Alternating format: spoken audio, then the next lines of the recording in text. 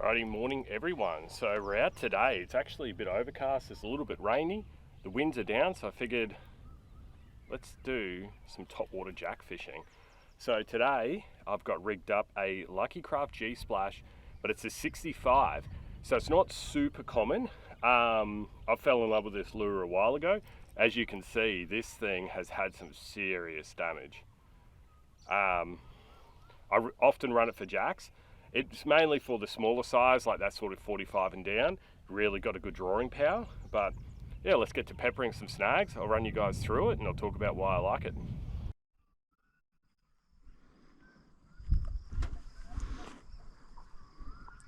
Alright, so here we have the 65mm Gsplash, right? I've got this beefed up with bigger hooks just because the standard hooks won't cut it. But as you can see, it's got this lovely little pop. It's got a very big drawing power to it. So by increasing the hook size from standard, it sits lower, which gives it a bigger plonk, plonk. What we're chasing is jacks, right? Had good success on this lure over the years. But yeah, we'll fish with it today and we'll talk a lot about it. But we'll see what we can catch. We're gonna give it a couple of hours while we got this low light window at the moment. Incoming tide, so everything is pushing up into here. This is a big tidal flat, so it's all just, you know, weed and stuff, sand, yabby banks. But we're gonna see what we can get. We're going for this erratic retrieve, like it's been chased. We want to target these little pockets, like right up in there. Oh, there was something near that.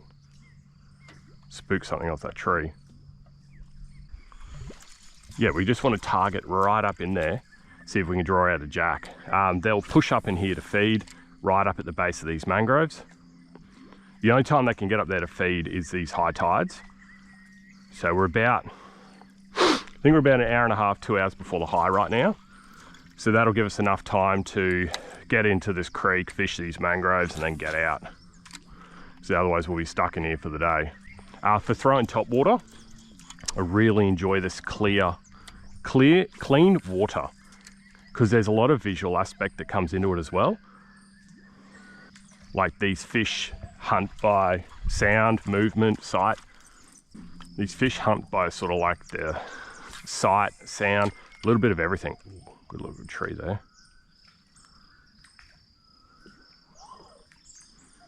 I haven't fished in here with poppers for a few years now, I reckon. Have to be a few years. Last time I was in here, I did really good on them.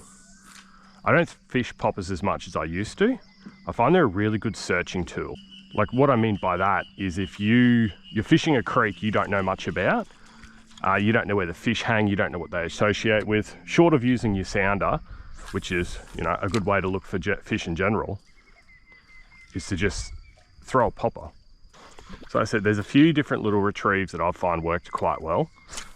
You've got your slow and steady, which is just your plonk, like that. You can hear the noise. You get a ooh,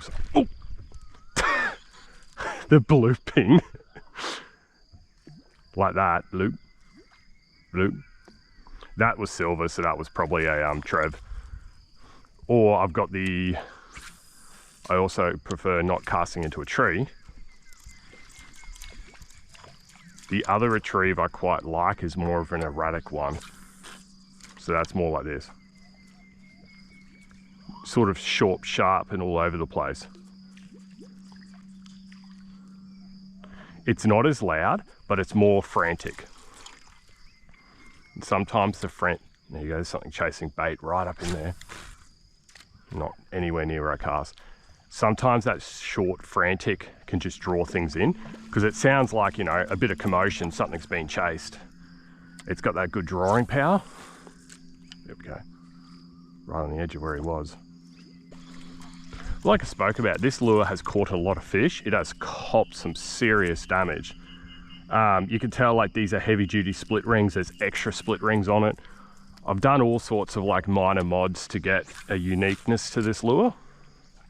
You don't have to, but like standard hooks, it's not made for jacks. It's a bass lure. You'll get bass, you'll get brim on it. I've just chosen to beef her up, mainly for chasing jacks, especially in the skinny little stuff like this, where, like I said, they're chasing smaller profile, just smaller profile stuff. You can get these lures too. They're about 18, 20 bucks they used to be. They're probably 23 now, just due to inflation. You will have to change the hooks out. This has got size 4s on it now. They come standard with size 6. Size 4 is always a good sort of round option for jacks and trevs. You see, it casts a decent distance. As this water gets a bit deeper, the jacks you'll like to encounter are larger. I reckon probably the average size for this would have to be like a 35 to 40. Very common on this size lure, which is your standard creek jack. So, I mean, if we're in the canals, I tend to throw the bigger brother, the 80mm Gsplash. But when you're in here, just this smaller stuff, like they're feeding on jelly prawns, they're feeding on small bait fish.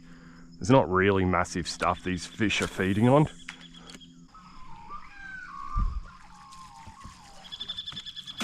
Oh, that sounded like a jack. That one sounded like a jack. You could tell by that boof noise, that jaw crack. He came right to the boat for that. That's what I was saying about top water. Like, if you want a good wake up in the morning, fish top water, because holy crap, that scared me. He proper missed it, but Jesus. Far out.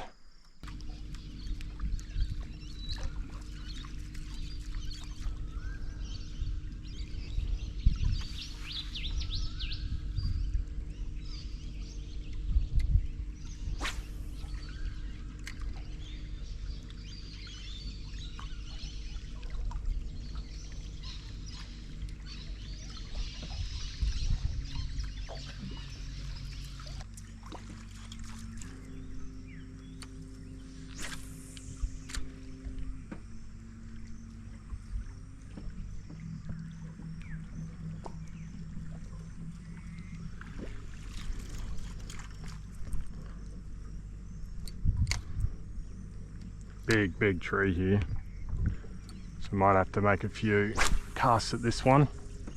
Try the base of it first.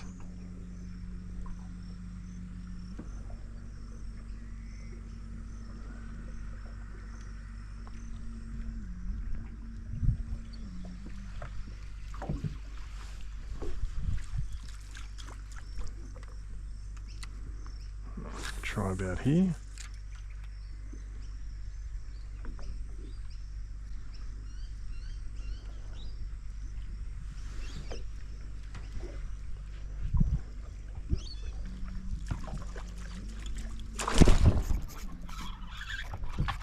There's one of those queenies I was telling you about.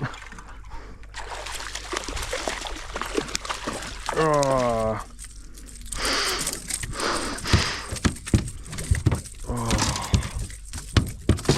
Oh, okay. I should have let him wear out first.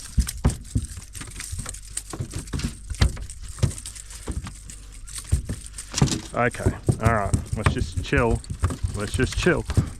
Oi. Okay, you're making a mess of yourself now.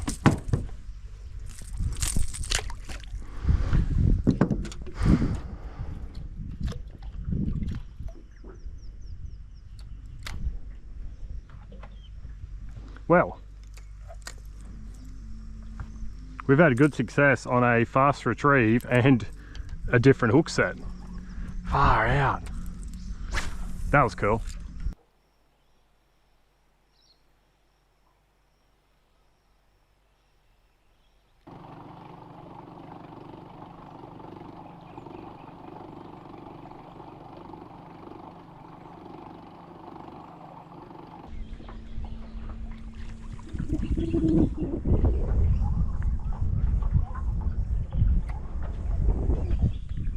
So it's pretty shallow here, it's about 3 foot. We're going to go for those silly casts I've been telling you about. Oh, nope, wind took that one.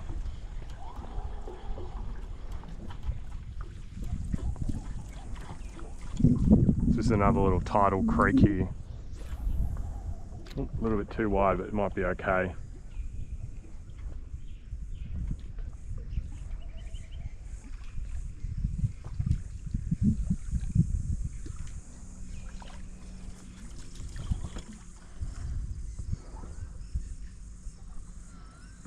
It's a good way to find out if there's a jack here, eh? Put in a cast like this.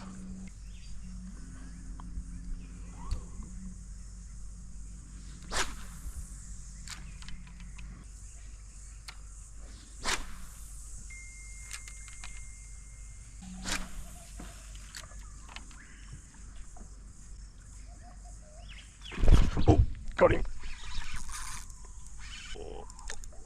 That is a jack. Oh no, it's a Trev. Far out. That's what I was saying about popping the mangrove fringes though. Little GT, little buster. Oh, it's about 3 foot of water. There you go. Oh, that's the popper for you. He came out from under the mangrove. Well, he grabbed that front hook, or sorry, that rear hook, the one we changed. Wee, wee, hey. Okay, all right, calm down, calm down. Healthy little GT. We'll just get rid of him because he is just not, he's not having a good time. Oh my God, come on. So there you go. So I was saying about those danger casts that are always worth having a dig at, because anything that sits underneath here will come out to grab these lures. So it's always worth it. Like you've seen, even him, he went nuts, and we are sitting in 3 foot of water. 3 foot of water right now. So as I was saying, it's might be shallow, but it's just fun. Especially these lighter setups, these small lures. Good to get the jacks, but if we get stuck into a good school of Trev, we're gonna have a lot of fun. But he would have just been sitting under here, just waiting for something to cruise by, and this popper was it.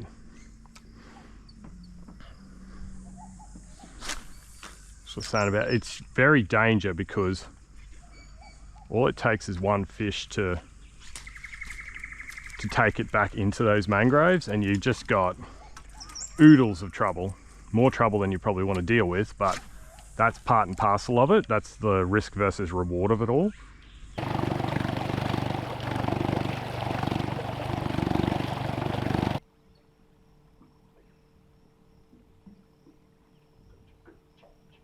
All right, so we're just going to tuck into this little creek. Oh my God, why do I do that?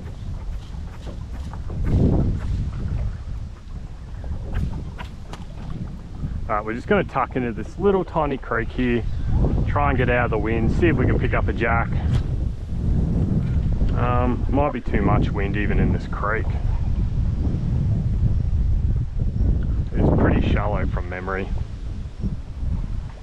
But there's a few little logs and stuff. The water's draining, so everything's got to come out of here. So if there are any jacks in here, hopefully they'll be coming out shortly.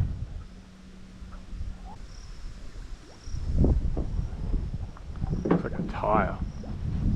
Could be a crab pot.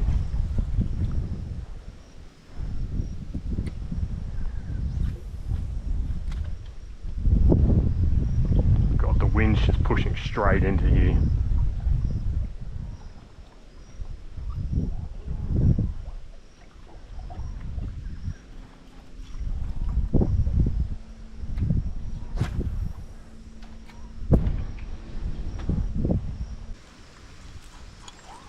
Right, so there's actually a bit of the structure up here I can see fallen.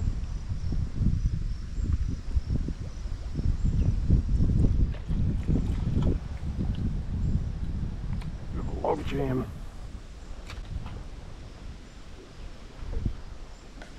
Oh, He's a good fish. Instantly bricked. Look at where he's taken us. Hopefully we've still got him on.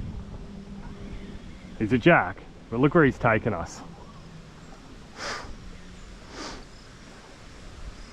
Hope we still got him. He may have just done us on this tree.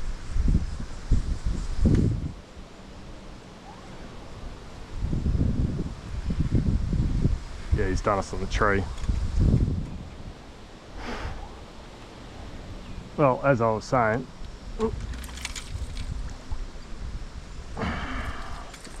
I can actually see another one right here in front of us.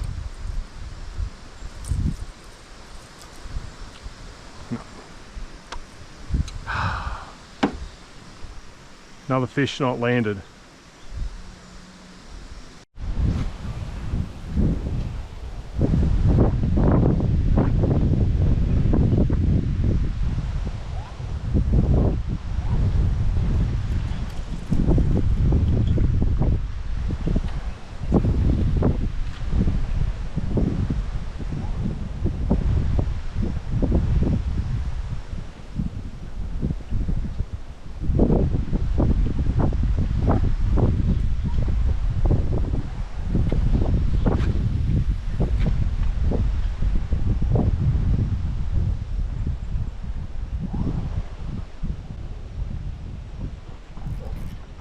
Oh, another one gone.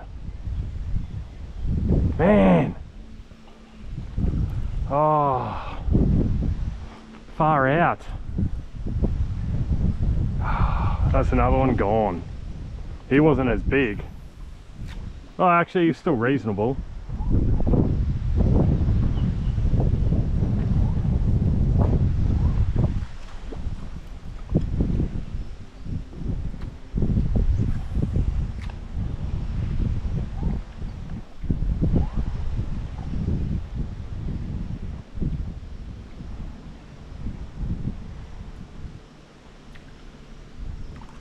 Unless it was one of those guys. Don't know about that. Didn't look like one, it looked more like a jack.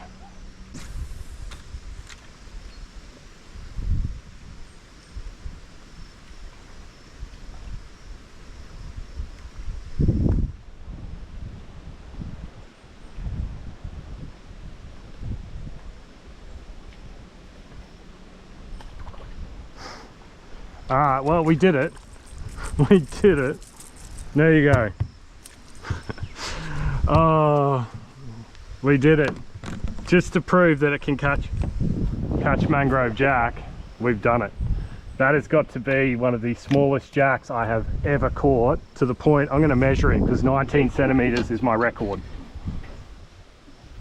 Alright guys, that's our session done and dusted. So in the end we missed a lot of fish, as you've seen, like crazy amount. I even changed the hooks, didn't seem to matter. We had a couple of drag runs, like they're very sticky, but it's just part and parcel of this. But there he is. As you can see the damage. I'll grab out one of my good ones and I'll show you that one for comparison. So this is how they start off. But they are a 65mm rattler.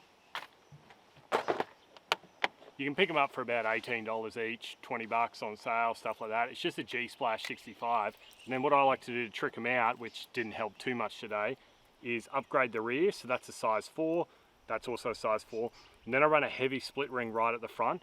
What that does is it enables it to sit lower in the water, which gives it that blunk, blunk noise. But overall, stoked with that, stoked with that. We got the little jack in the live well just as we popped here out of the breeze. I'll show you him.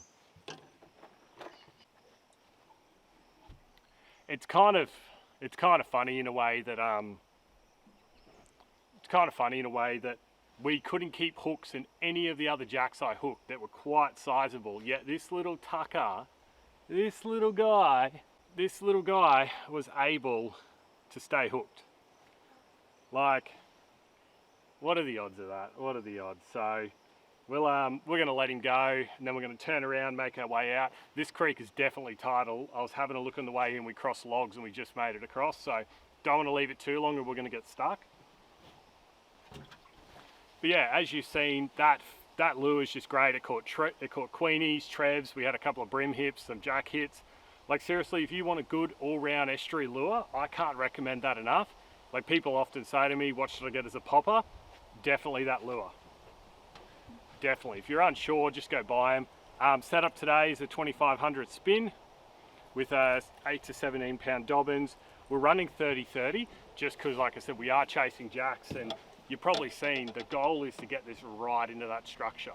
So we got bricked once. We didn't land anything else, but we're going to pop the rest of the way out. If I catch something else, I'll throw it in now. Otherwise, I appreciate the support, guys. Don't forget to like and subscribe, and I'll catch you on the next review.